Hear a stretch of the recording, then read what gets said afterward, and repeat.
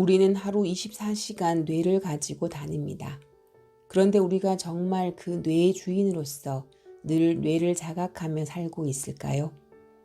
육체적인 차원에서의 뇌는 늘 지니고 다니지만 의식적인 차원에서의 뇌는 다른 데 두고 다니는 것이 아닐까요? 내 뇌를 다른 어떤 곳에 다른 누구에게 맡겨두고 사는 것은 아닌지 생각해 보세요. 뇌의 주인 자리를 다른 무엇에 내주고 그 사실을 스스로 인지조차 못하는 예를 몇 가지 들어보겠습니다. 첫째는 내 뇌가 외부의 무엇인가에 습관적으로 중독되어 있는 상태입니다. 게임이나 술, 담배, 마약, TV, 쇼핑, 음식 등에 빠져서 헤어나오지 못하는 경우이지요.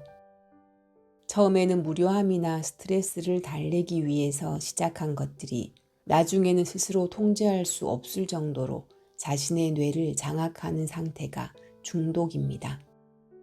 처음에 강렬한 경험은 도파민을 분비시켜 쾌감이나 짜릿함 같은 화학적, 신경학적인 자극으로 뇌에 뚜렷한 인상을 남깁니다.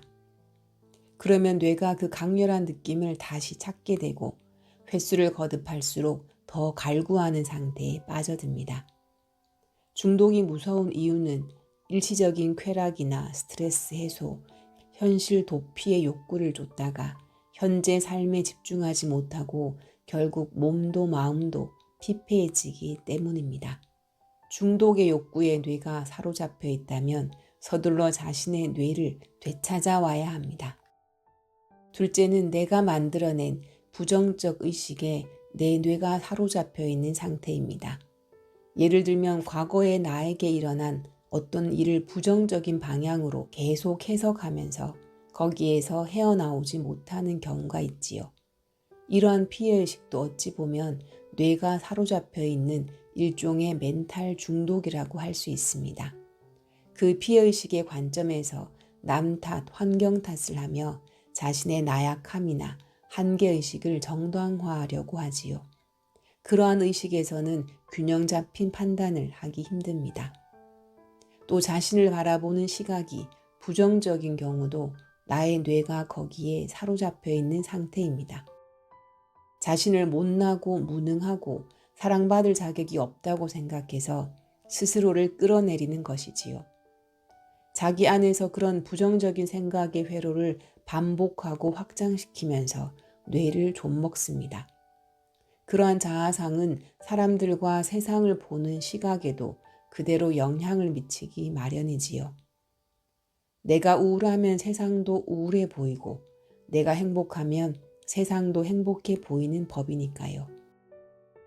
우울, 불안, 열등감, 자기 비하와 같은 감정의 늪에 뇌가 빠져 있다면 빨리 자신의 뇌를 건져내야 합니다.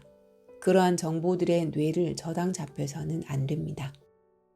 셋째는 내 뇌가 외부의 정보에 사로잡혀 있는 상태입니다.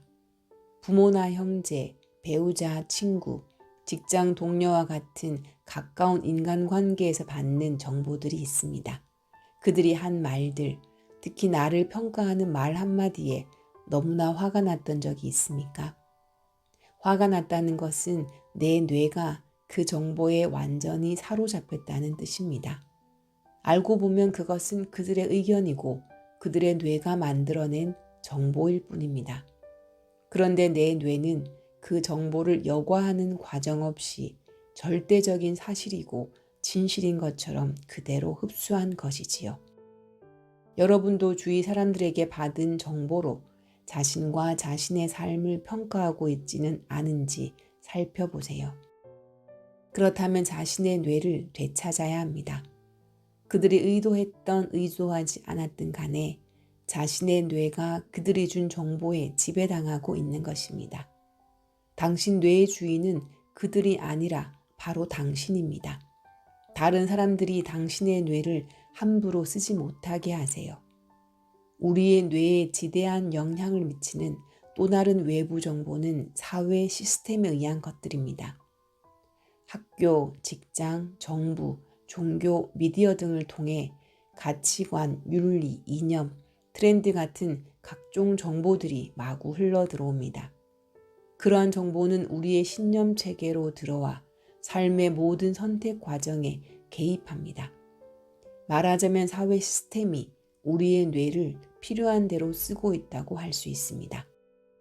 그러한 것들에 내 뇌를 나도 모르게 내주고 있었다는 사실에 깜짝 놀라야 합니다. 사회 시스템이 나의 뇌를 무단으로 쓰도록 방치한 사람은 바로 나 자신임을 깨닫고 나의 뇌를 되찾아야 합니다. 대개 우리는 사회에서 중요하게 여기는 사회적 가치를 추구하는 데 몰두합니다.